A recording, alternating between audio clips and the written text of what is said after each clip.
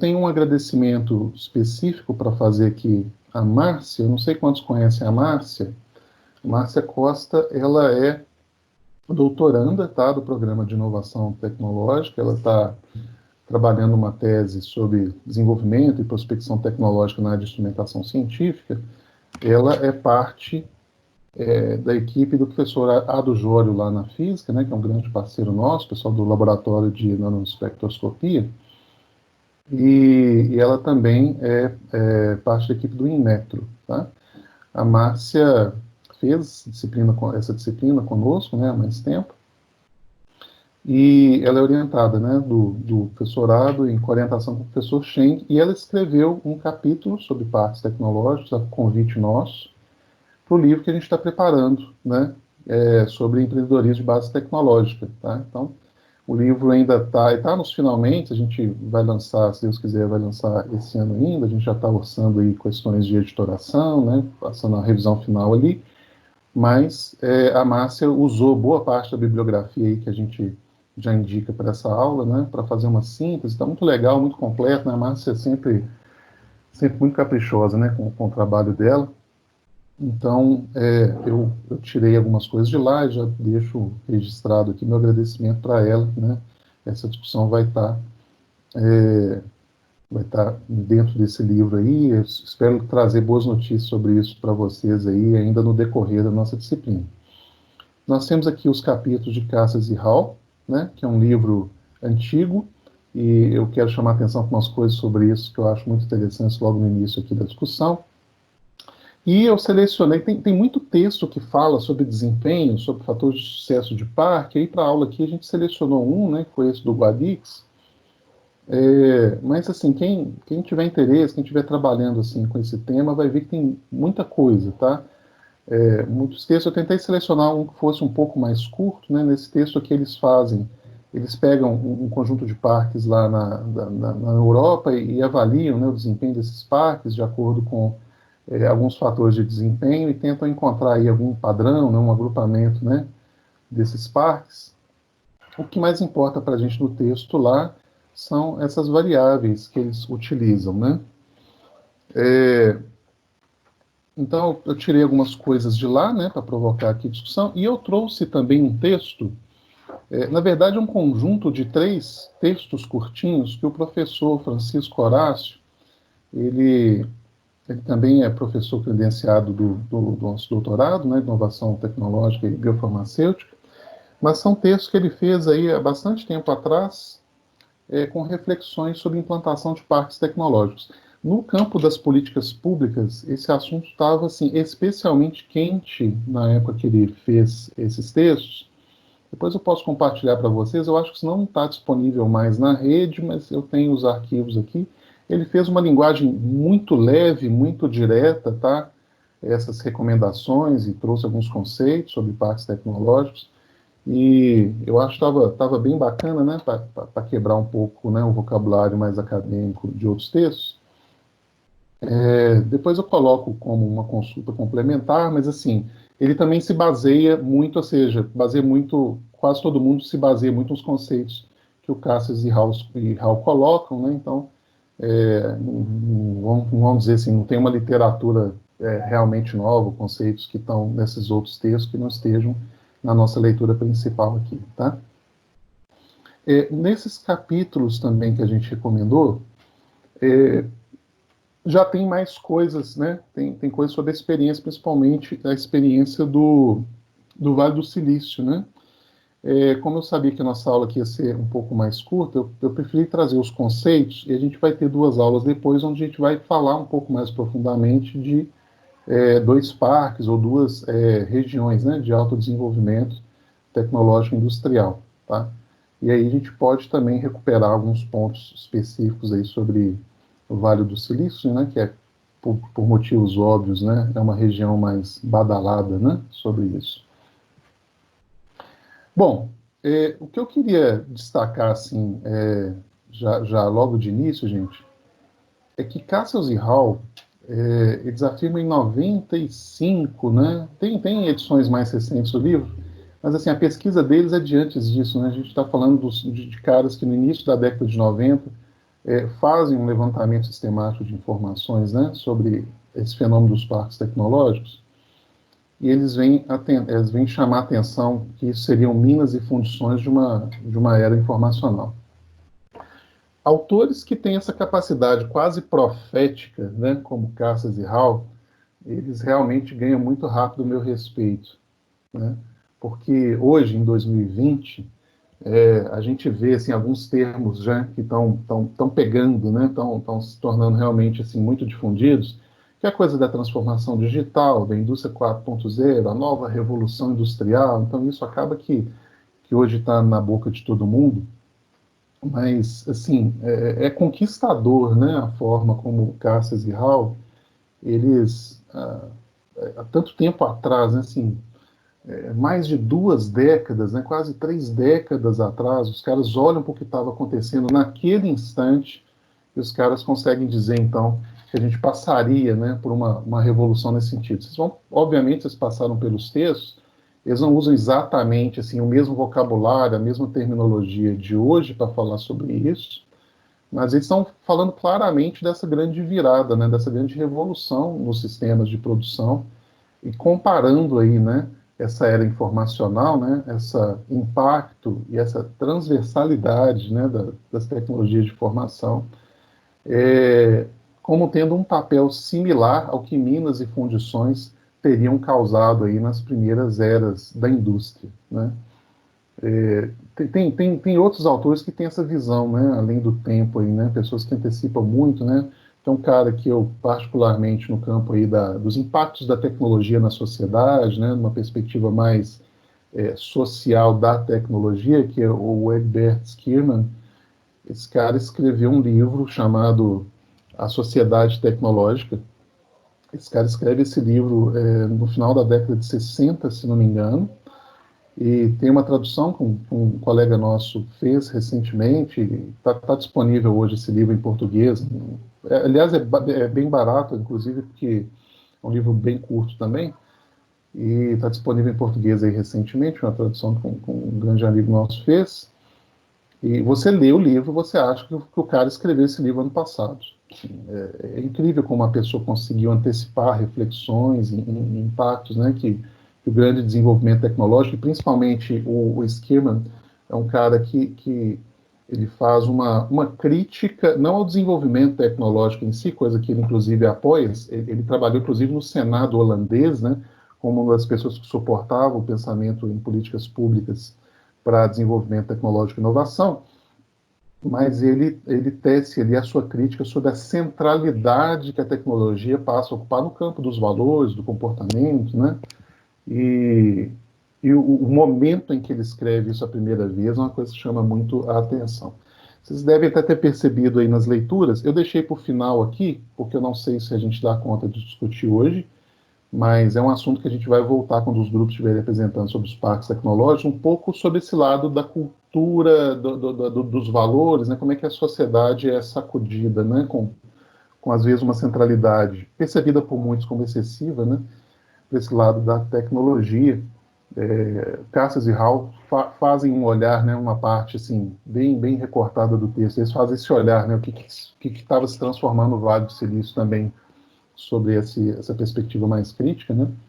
A gente, se não der tempo hoje, a gente volta nesse assunto depois.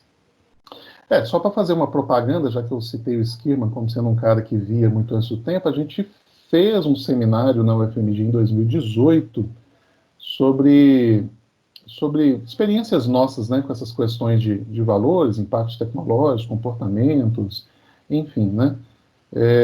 E a gente transformou, a gente chamou várias pessoas, né, que tinham ideias boas sobre isso, pessoas que estavam no campo da tecnologia, formações em áreas tecnológicas, mas que faziam reflexões um pouco mais filosóficas aí sobre o impacto da tecnologia. E a gente, pegando carona aí nesse livro do Schirman, a gente lançou um livro que chama A Sociedade Tecnológica na Prática, que era sobre a nossa prática, refletindo sobre aquelas questões que o Schirman colocava. Um livro bem legal, assim, que a gente organizou a partir das palestras, né, desse encontro. Vocês acham isso na Amazon também? Deve estar com uma bicharia lá, que a gente queria mais difundir o trabalho, qualquer outra coisa. Tem um outro cara que eu gosto muito, né, que é meio que um guru da turma aí que vem da área de administração, que é o Peter Drucker, né? Ele também é um cara que observa muito longe, prevê, né, grandes transformações, né, previa, né, ele faleceu aí na última década, previa, né, grandes transformações. Tem um documentário dele que foi publicado pela, pela HSM, né, em vídeo. Vocês acham no YouTube, né, um documentário sobre a vida de Peter Drucker, da HSM, que é absolutamente fantástico. Assim, ele, inclusive, dizia que ele não acreditava em previsão, mas ele observava coisas que já tinham acontecido, eram tangíveis e observáveis, mas que ainda não tinham ocorrido, né, se consolidado em todas as suas consequências e implicações, né? E é basicamente isso, né, que essas grandes cabeças, né, esse pessoal faz. O Cassius e o Hall, eles são sociólogos, tá, gente? Quando a gente pega livros, eu recomendo que vocês façam isso nos artigos que a gente vai estudar. Dá uma olhada quem são os autores, dá uma olhada qual que é a perspectiva deles, a formação, o que mais eles publicaram, para você ter uma ideia sobre o tipo de lente que o cara está usando para escrever aquele texto, né? E um pouco sobre o pressuposto que ele carrega em relação ao público que vai ter contato com aquele texto, né? Com aquele artigo, né? Então, todo autor, ele traz consigo aí o seu próprio viés, tá? O que não é negativo, tá, gente? Assim, todo mundo traz um viés, mas é importante que você saiba um pouco, né, qual que é o viés que esses autores trazem, tá? E um pouco do que eles pressupõem, né, para quem que eles estão escrevendo, né? Isso é importante. Bom, então o que eles vêm ressaltar é que eles percebem três grandes processos históricos que vão justificar essa grande revolução da era informacional, né? Que é uma questão tecnológica em si, né, um crescimento extremamente acelerado de tecnologias da informação. Isso aí, se a gente voltar no tempo, a gente vai perceber que isso começa lá por volta da década de 50 e 60, com as descobertas dos semicondutores e suas propriedades, né, a aplicação de suas propriedades para o crescimento da eletrônica, e uma parte de tudo isso que a gente vê hoje, toda essa revolução, advém dessas descobertas e dessas primeiras aplicações dessa época, né?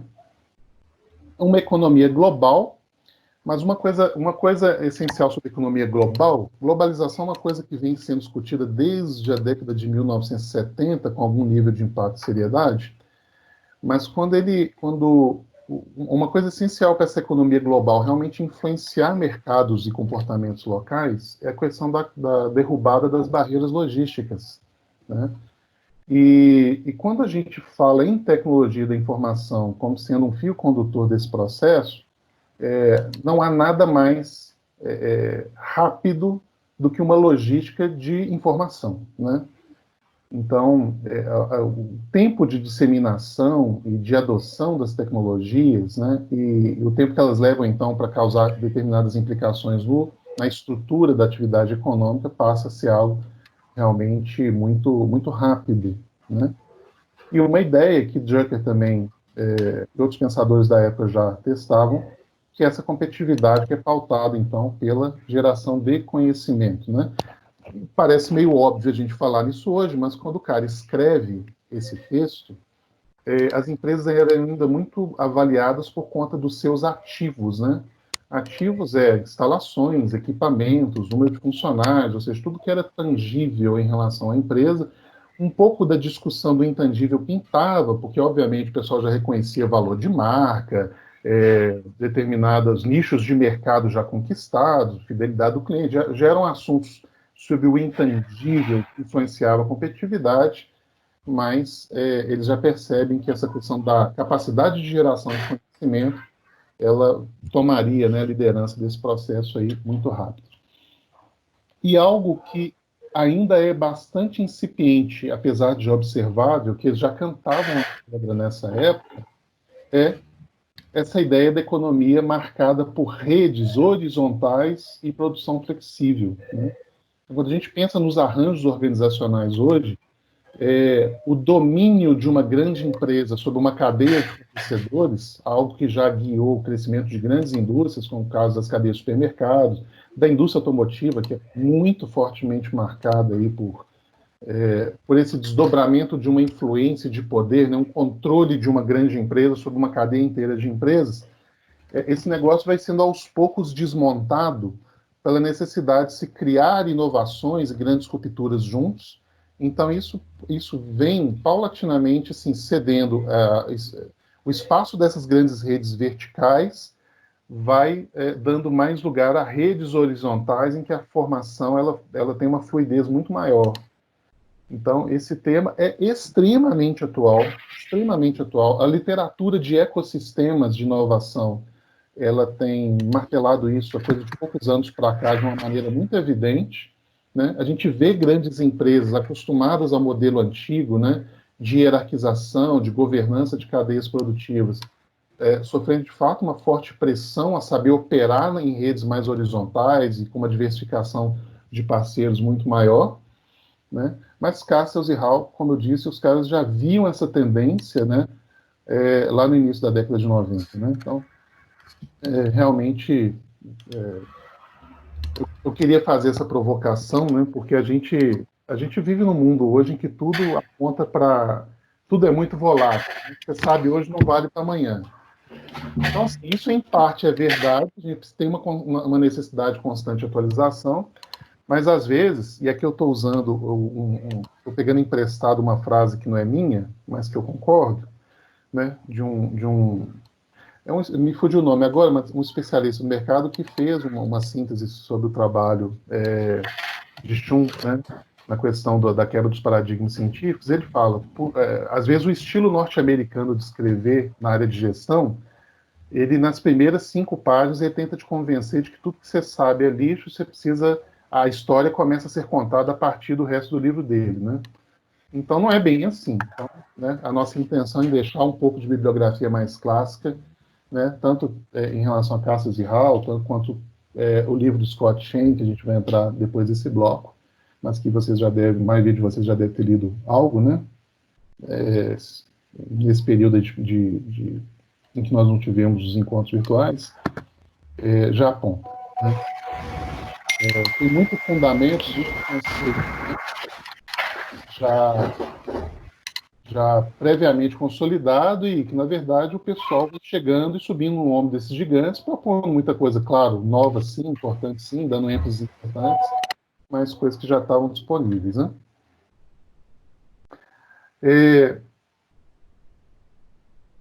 Então, vamos lá. Eles atestam também, e claro, como bom sociólogo, né, ele vai dizer que essa questão da sociedade tecnológica não é simplesmente uma questão da tecnologia estricto sensu. Né? A tecnologia, para ela se consolidar, para ela se difundir e ela, de fato, exercer o papel, né, na construção de uma civilização, de uma dada região, ela tem que ir influenciando aquilo que a gente chama de inovação no tecido social. Tem um livro famosérrimo, assim, de um cara que também se tornou um grande clássico nessa área, que é o Rogers. Ele publicou um livro também já há bastante tempo que chamava Diffusion of Innovations, se não me engano. Aí não lembro se tem um "the" antes das coisas, enfim.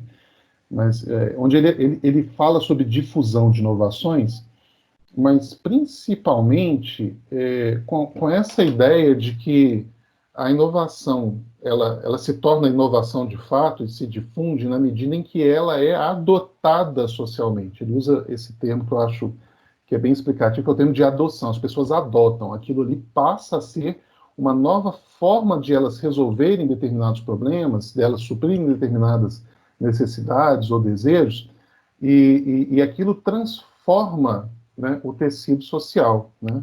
Aquilo muda comportamentos, aquilo muda, de uma certa forma, determinadas prioridades, né? Então, não tenha inovação, de fato, difundida que não cause impacto na cultura, nos costumes, no jogo de valores, e eles chamam atenção para esse aspecto aqui. E falam um pouco sobre essa questão de alta tecnologia, elencando aqui alguns setores. A gente tem uma aula onde a gente vai voltar nessa questão setorial e vai falar sobre isso, mas eles já chamam atenção. E assim, só para quebrar o gelo, pode ser desnecessário o que eu vou falar, para alguns, mas às vezes não é para outros. Eu assisto um monte de eventos e eu sempre estou escutando alguém falar sobre essa questão de inovação, de tecnologia, principalmente agora nessa era que a gente está discutindo assim, recorrentemente questões relacionadas à transformação digital. Mas essa questão da tecnologia de informação se tornou tão central para a época que nós estamos vivendo, que muitas vezes quando uma pessoa diz assim, ah, não, cara, eu trabalho na área de tecnologia, né? A pessoa quer dizer que trabalha com tecnologia de informação. Mas isso me confunde, porque tecnologia é um mundo, gente. O homem foi lá e lapidou uma pedra para servir como arma contra os animais, aquilo ali é produção tecnológica, tá? Tecnologia, eu não posso restringir tecnologia à tecnologia que está causando a transformação do momento, apesar de que né, isso tem, obviamente, consequências e implicações especiais para a época de que nós estamos vivendo, né? Então, o que é importante dizer, apesar disso, né? Então, assim, a gente tem que entender tecnologia, principalmente alta tecnologia, não só por essa associação direta que o pessoal faz de hoje de high-tech com tecnologias associadas à informação, mas o ponto que é necessário a gente baixar a cabeça em relação a isso é a transversalidade da tecnologia de informação em relação às suas aplicações, sua capacidade de provocar transformações em todos os outros setores é muito grande, né? Então, o que eu quero dizer com isso? Então, muitas vezes, algo que acontece lá na biotecnologia, de fato, tem seus potenciais transformadores impactantes, mas, às vezes, o que acontece na biotecnologia não influencia o que vai acontecer na indústria metalomecânica, por exemplo. Ao passo que o que acontece na área, né, na indústria da informação, impacta todas as áreas em algum nível, em algum potencial, em algum momento. Então, a transversalidade das tecnologias associadas à informação é enorme, e é na percepção desse potencial que os autores, então, sentem esse cheiro de que uma grande revolução estava para chegar, né? Na medida em que aquilo vai se tornando mais barato, mais acessível, capacidade de processamento e armazenamento vai ficando barato, né? Os caras percebem que tem grandes transformações, né, para chegar, né? Então, o contexto de parques tecnológicos que os autores vão, então, se apoiar e vão falar que são elementos centrais, né? Aqui o Guadix, né, eles falam que são os principais mecanismos para a promoção de pesquisa, desenvolvimento e inovação, né? Ele vem nessa percepção, né, de que isso vai gerar uma série de complementaridades entre setores, uma série de sinergias, e que isso gera benefício econômico, mas também afeta grandes transformações sociais e culturais. Tá?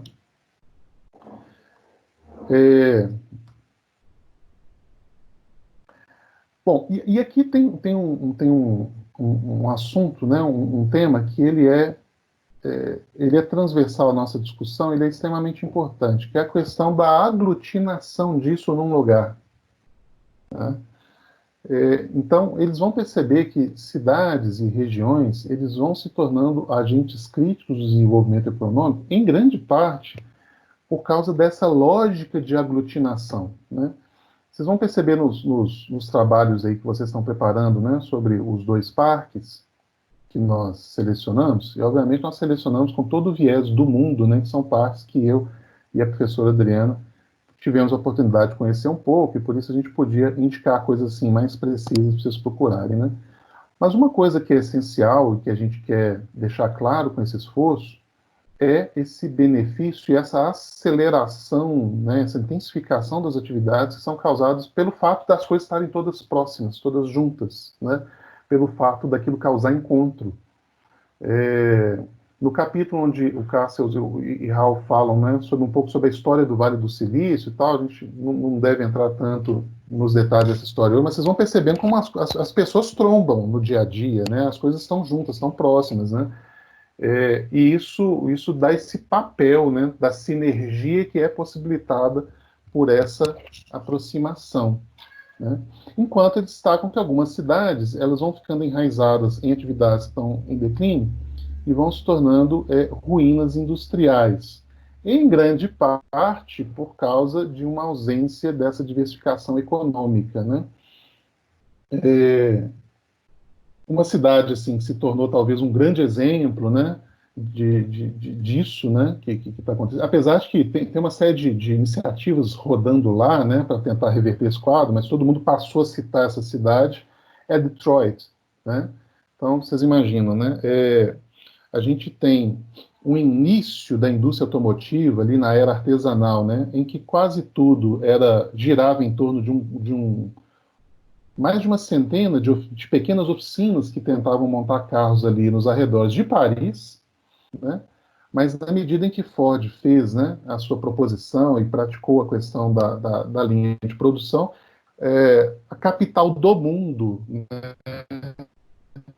né, assim, e ela passa a estar de tal forma dependente dessa indústria que na medida que essa indústria vai perdendo um pouco a sua centralidade, mas na medida também que as próprias empresas vão se descentralizando de Detroit, ali vai se tornando aos poucos uma cidade abandonada. Então, ainda hoje, né, assim, ainda tem muitas atividades industriais automotivas lá, embora as indústrias tenham espalhado montadoras e partes, né, do seu sistema produtivo em outras cidades do continente, mas vários bairros, né, com muita casa abandonada, né, assim, um índice de criminalidade crescente, tem boas e inteligentes iniciativas lá sobre isso, mas essa alta dependência de uma atividade só, ela vai se tornando uma certa ameaça, né? Isso acontece com cidades, devem passar pela cabeça de vocês aí cidades, inclusive do nosso estado, em que se determinada empresa fechar, a cidade acaba, né? Em grande parte por essa falta de diversificação. Então, é positivo que a empresa dê a contribuição que ela dê para o crescimento, para a organização do ambiente urbano, mas isso também é um risco. E a gente observa em nível mundial alguns países, né, que dependem quase unicamente de um recurso só, né? Então, você olha, por exemplo, países do Oriente Médio, que têm uma dependência fortíssima e quase única de petróleo, por exemplo, começando, e alguns já avançados, em pensar o que você faz quando esse petróleo acabar, né? Assim, um dos grandes exemplos que eu acho bacana é Dubai, né? Que o pessoal pega aquele dinheiro todo, aquela riqueza toda, estão no meio de um deserto, e tentam transformar o lugar e fazer com que o lugar seja um polo de alguma coisa diferente para que eles sobrevivam e deem condução ali, né? A trajetória da região depois que aquele recurso inicial que deu as condições da riqueza inicial acabar, né? Então, os parques tecnológicos, eles são tentativas deliberadas, né, de um acordo entre esferas pública e privada para guiar transformações nesse sentido. Mas o que é fundamental nessa discussão é que essa coisa não nasce do dia para o outro, né?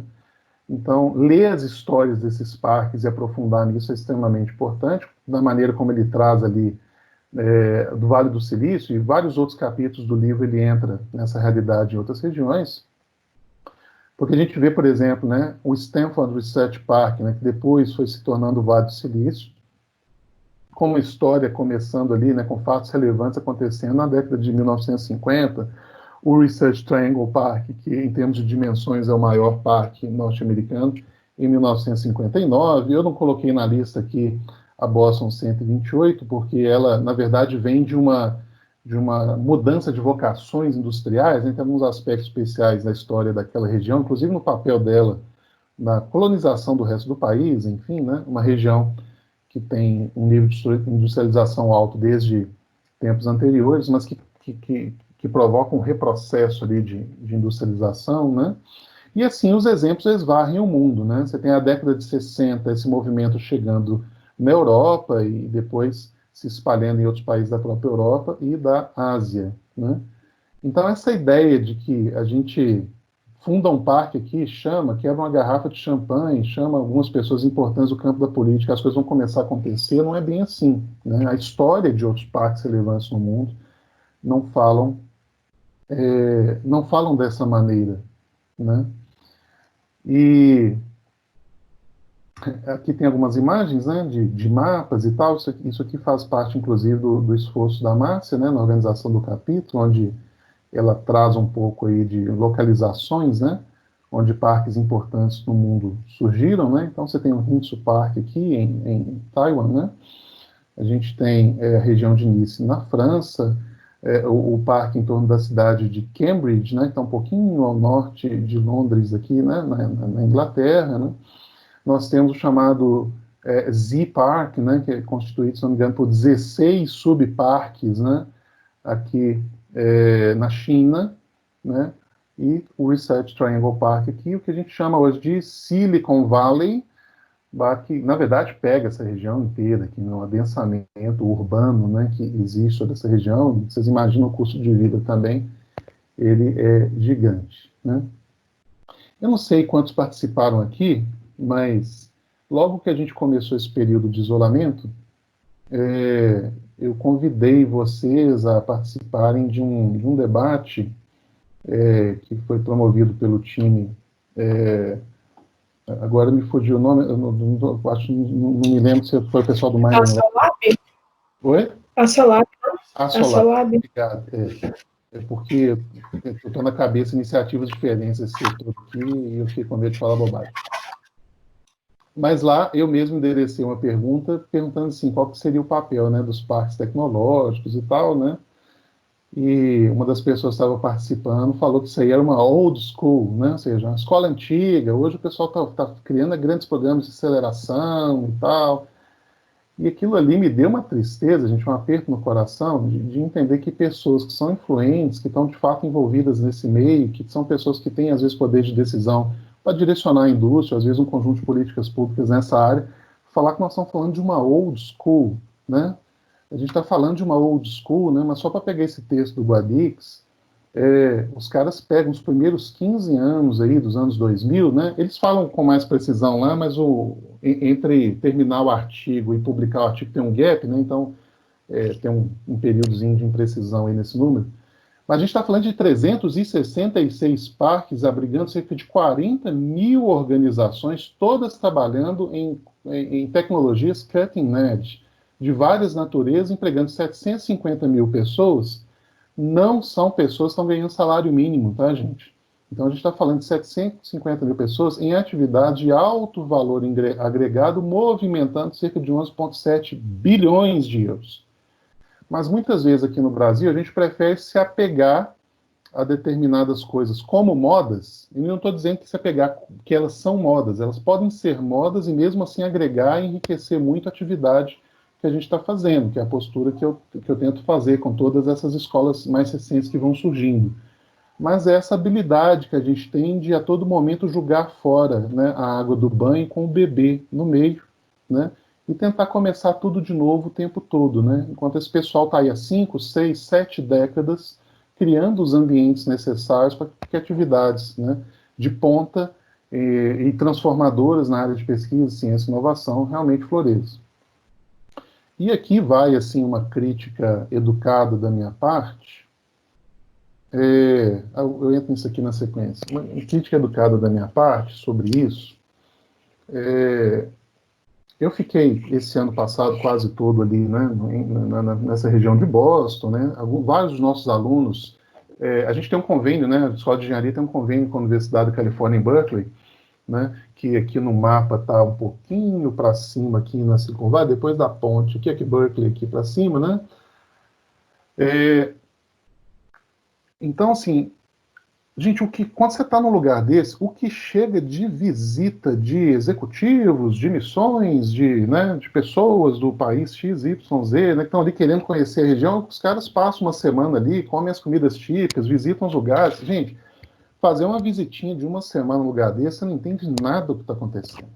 Posso garantir para vocês, vários de vocês aí são da área, devem ter experiências nisso, podem comentar depois também. Você não entende nada do que acontece lá. Você não pega nenhuma dica inicial de como você deveria fazer, né, na região onde você está, no lugar onde você está estabelecido, né? A compreensão profunda da dinâmica de como esses lugares se transformam em referências para o mundo na transformação tecnológica e passam a ditar as regras e fazer com que todo mundo queira copiá-los, né? Às vezes está enraizada aí em ações que remontam a muitas décadas atrás. Então, essa coisa de missão no lugar tal, visita no lugar tal, é lógico que faz parte, às vezes o pessoal está no contexto de fazer uma pesquisa séria sobre isso, e é claro, visitar ajuda, né? Mas é um pouco essa ideia de que a gente vai pegar um grande pulo do gato, né, numa visita que a gente faz, ou num trabalho que a gente participa, e que pode mudar tudo, e que, na verdade, o que faz esses lugares serem que são é muito suor, né? E aí, como provocação, eu trouxe aqui um gráfico, eu tirei do dataviva.info, tá? Quem tiver curiosidade, entra no DataViva lá, tem uma série de ferramentas, né, para montar gráficos aí sobre o trabalho, exportações, atividades econômicas, cidades, né? Essa iniciativa nasceu em Minas Gerais, mas hoje ela tem dados do Brasil inteiro, né? E você pode montar seus gráficos lá. Mas um gráfico que sempre me chamou a atenção, esses dados aqui são de 2017, mas são os últimos que estão lá, tá? Então não sei como é que isso pode estar reconfigurado hoje aí, depois de algumas tragédias ambientais e, enfim, né, todo o sacode que a gente tem em economia. Mas isso aqui, gente, é gráfico da exportação de produtos de Minas Gerais, tá? E aí, quando você olha um gráfico desse, algumas coisas saltam aos olhos de vocês, né? Dava para a gente discutir aqui uma aula inteira só sobre esse gráfico. Mas a gente vê o minério de ferro sendo 34% de tudo aquilo que a gente exporta. Tá? Eu já tirei esse gráfico de outras épocas, esse número já passou de 40%, esse número já caiu um pouco também em outros momentos, né? E a gente sai de 34%, café 14%, ferro liga 5%, né? Tubos, né? Já tinha um pouco de agregação tecnológica ali, 1,6%, né? E, enfim, né? Açúcar. Isso aqui, gente, é o retrato de uma economia colonial. Colonial, né?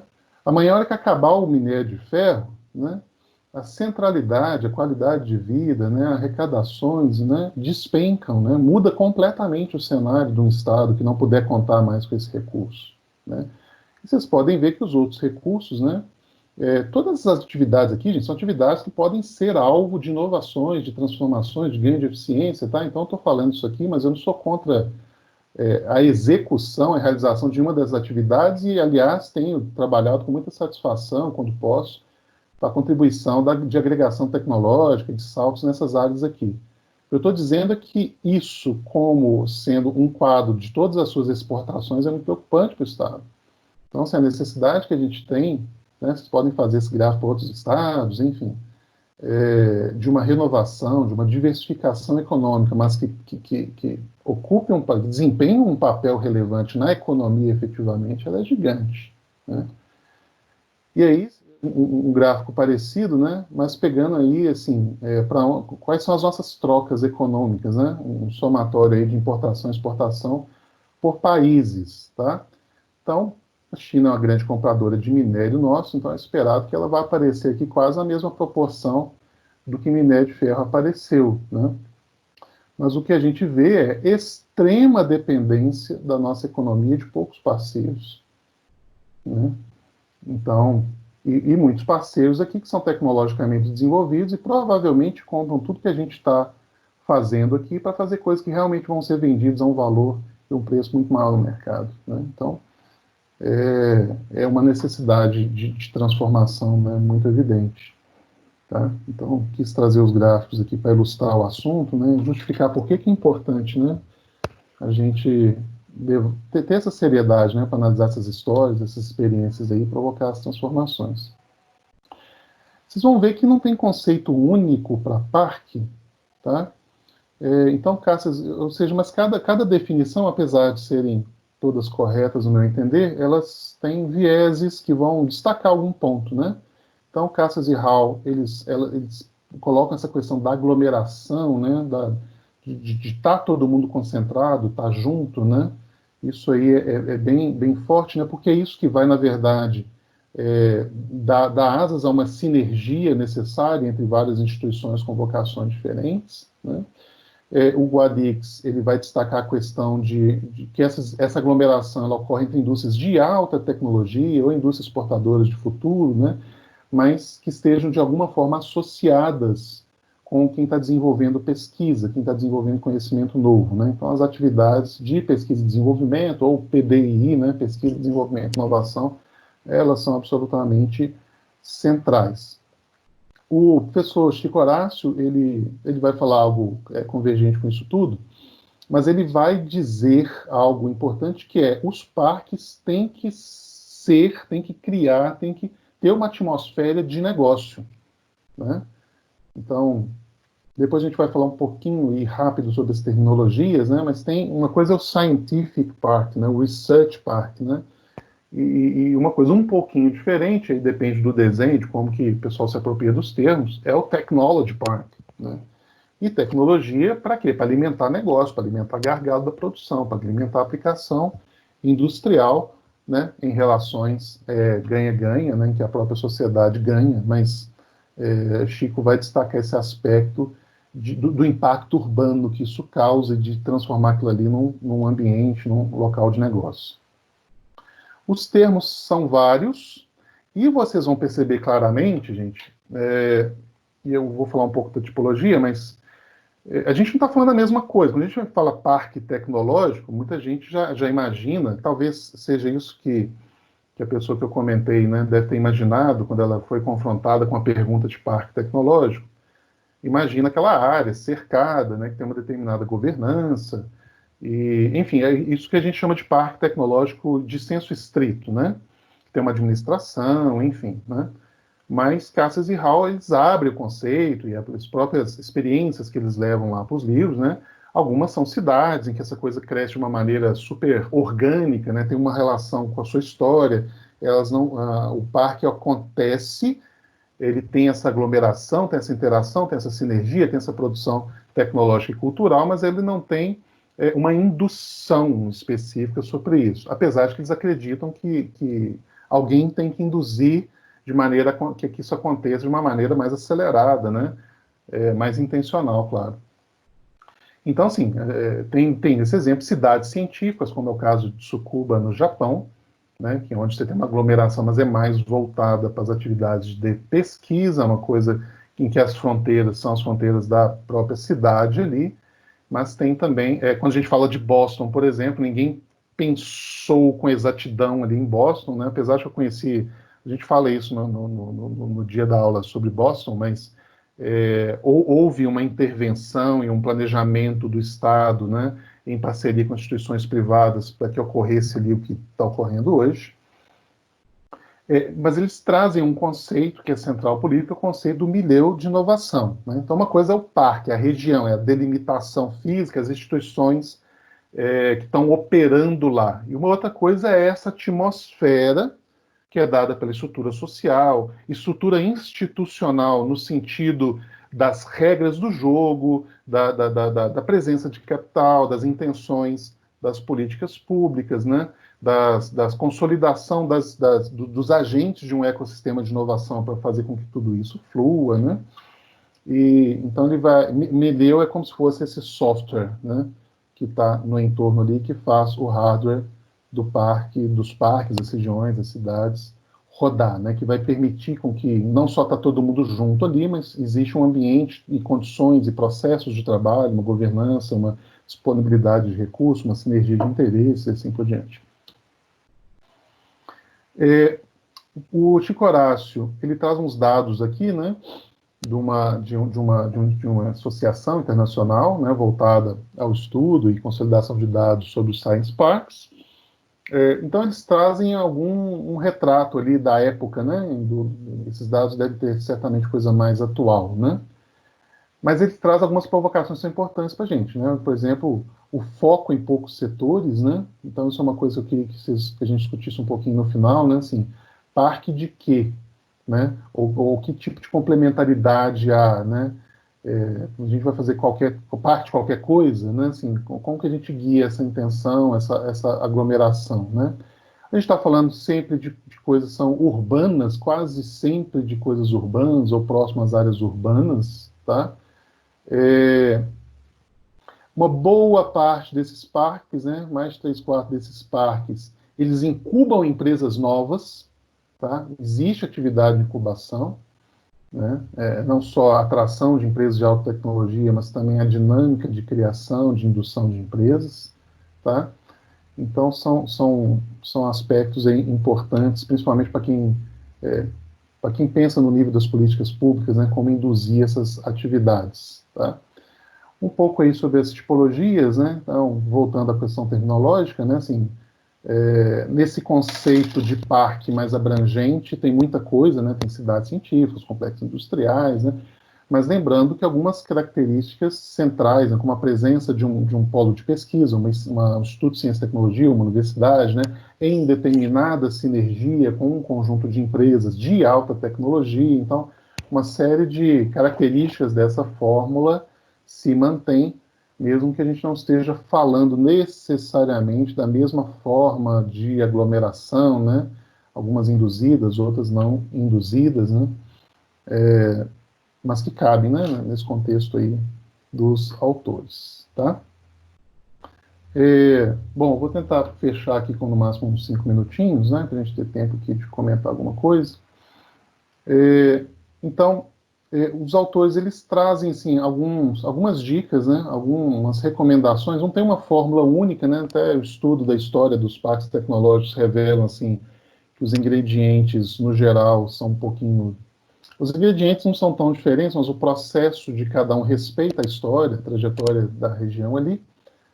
Mas eles trazem, então, algumas características que são comuns aos parques ditos de sucesso, né? Chico Horácio chama atenção para a construção do ambiente, né? Questões assim até da convivência social, né? Que incentiva, né? Que ocorram as sinergias, né? Como é que um gestor deve lidar, né? Com o mundo da academia, que às vezes é tão diferente aí do mundo da indústria, né? A gente vai comentar mais sobre isso na aula do Adriano. Mas alguns elementos que dão vida ao parque, né? Dão movimento, bota gente dentro do parque, faz as pessoas se encontrarem, né? Eu sempre comento que eu queria muito que essas aulas nossas, às vezes a sede desse mestrado, desse doutorado, fosse dentro do parque tecnológico. Leva as pessoas, faz as pessoas se movimentarem ali, faz as pessoas se encontrarem, né? Porque isso é um aspecto importante da criação dessas sinergias, tá? Então, é isso que vai levar, às vezes, a ciência, né, a se encontrar com o extensionismo tecnológico, né, não se concentrar num ambiente de ciência pura, né, somente de pesquisa básica, por mais importante que ela também seja nesse cenário como um todo, né, e com que essas necessidades das empresas, né, e essas motivações da academia para pesquisar, para criar tecnologia, elas tenham um certo ambiente de encontro, tá? Bom, por fim aqui, né, tem uma discussão sobre o encorajamento de P&D como papel do Estado, tá? Esse encorajamento não pode ser olhado só a balança comercial. A balança comercial é olhar o que você vende, o que você compra e tentar incentivar a nacionalização daquilo que você compra, né? Ou a agregação de valor sobre o que você vende, né? Isso faz sentido, mas quando a gente fala em alta tecnologia, né, e nessas defasagens de tempo até que essas grandes transformações ocorram, a gente tem que observar também aquilo que é portador de futuro, aquilo que pode redesenhar né, a geografia, a geopolítica, mas a geografia industrial, né, daquela região e causar novas vocações, diversificação e assim por diante. Obviamente, tem guerra que a gente já perdeu, tá? Então, assim, procurar vocação, procurar coisas em que nós possamos ser bons e possamos ter um determinado impacto e ser competitivos do ponto de vista de uma economia global é importante, né? Essa escolha é cuidadosa, tá? De quais são os setores, né, que deveriam guiar, né, as ações intencionais aí sobre parques, tá? O papel das universidades, mas isso aqui é um ponto onde a gente vai adentrar aí a partir da próxima aula, não vou me deter aqui, mas dois pontos assim que eu acho que são centrais, a gente pode tocar um pouco aqui agora no final, essa questão do apoio ao empreendedorismo e a independência acadêmica, né? Esses dois conceitos não são entendidos exatamente da mesma maneira, né? São um pouquinho voláteis, né? O que exatamente é apoiar o empreendedorismo e o que a gente quer dizer com independência acadêmica, são pontos aí que eu gostaria que nós comentássemos ao final, tá? E capital, tá, gente? A ausência de capital trava a atividade empreendedora, né? É claro que, assim, aí tem um pouco de tensão sobre em que nível, em que dimensão, né, o próprio Estado deveria fomentar o desenvolvimento tecnológico. Isso gera muito debate, né? Às vezes o pessoal pega alguns modelos europeus e vê que a própria indústria investe muito mais nisso, ou que outros dizem que o Estado deveria ter um papel mais predominante nisso, né? Mas para pegar o exemplo norte-americano, né, que tem uma indústria de venture capital já mais antiga, mais consolidada, né, o capitalismo de risco, né, aquela propensão a colocar dinheiro em coisas arriscadas e que possam dar dinheiro em longo prazo, né, a disponibilidade desse capital é um ponto central, né, para o desenvolvimento da história de uma boa parte desses parques que a gente tem acompanhado aí.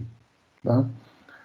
E dizer que combinar tudo isso, combinar a universidade com o interesse da indústria, a presença do capital, a questão da aglomeração urbana, ou seja, são muitas variáveis para a gente esperar que isso aconteça sempre espontaneamente, apesar que nós temos esses exemplos que são muito prominentes, né, de como isso aconteceu espontaneamente em determinadas regiões, né, e dentro desse espontaneamente nem tudo é espontâneo, mas aí a história de cada uma vai revelar, né?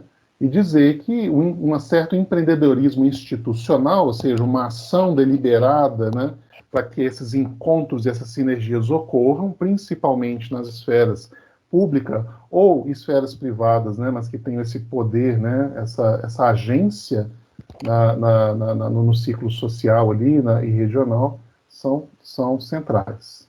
Né? Essas variáveis de sucesso, né, tem uma série de variáveis que o Guadix pegam lá de referência, como eu disse, tem mais literatura sobre isso, mas, em parte, essa lista aqui são coisas que a gente procurou colocar, algumas coisas a gente achou que fazia sentido colocar no roteiro de preparação de vocês para as apresentações lá do Research Triangle e de Boston. Tá? Então, eu não vou parar aqui em discutir essas variáveis, obviamente a gente pode falar sobre elas aqui depois no debate, mas sugerimos ali, né, que vocês trouxessem alguns dados sobre isso na prática, nos estudos que vocês mesmos vão trazer, né? Não vou entrar agora nessa questão da cultura, tá? A gente vai ter um tempo para falar sobre isso. Eu coloquei aqui só porque o Cassius e House, eles falam, né, diretamente sobre isso. Eu tenho uma experiência pessoal e particular com isso, então vocês podem imaginar como eu me apeguei a esse trecho do texto. Mas para hoje eu não quis destacar, né, para a gente não perder aí não perder o fim da meada, tá? Bom, pessoal, infelizmente eu me estendi como eu não gostaria que acontecesse, mas eu tentei correr um pouquinho aqui para a gente não deixar de discutir, tá? Isso aqui são algumas questões. Se vocês quiserem dar um print na tela aí, porque eu vou desabilitar o compartilhamento. Mas, enfim, obviamente, muito mais questões aí que a gente dá conta de discutir, mas eu queria ouvir vocês um pouco sobre esses textos, sobre algumas coisas que eu falei, sobre alguma coisa que eu acho que tenha chamado mais a atenção, tá? Para a gente concluir, né, para esse encontro nosso de hoje.